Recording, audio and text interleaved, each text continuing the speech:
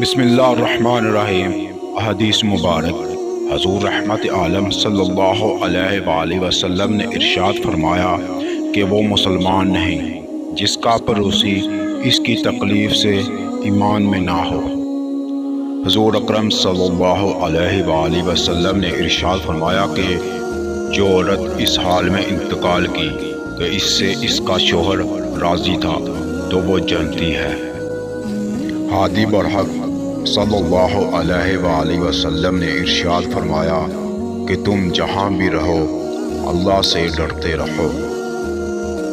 حضور صلی اللہ علیہ وآلہ وسلم نے ارشاد فرمایا کہ دنیا کی بہترین چیز نیک عورت ہے۔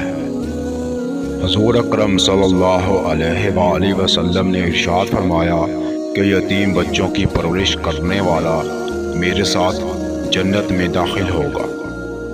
حضور اکرم صلی اللہ علیہ وآلہ وسلم نے ارشاد فرمایا کہ ایمانت دار تاجر قیامت کے دن انبیاء، صدیقین اور شہداء کے ساتھ ہوں گے۔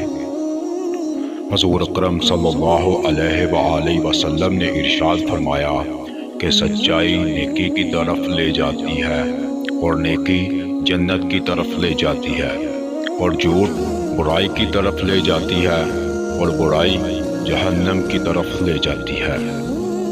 حضور صلی اللہ علیہ وآلہ وسلم نے ارشاد فرمایا کہ جنت میں زیادہ تر لوگ تقوی اور اچھے اخلاق کی وجہ سے جائیں گے، اور جہنم میں زیادہ تر لوگ زبان اور شرمگاہ کی وجہ سے جائیں گے۔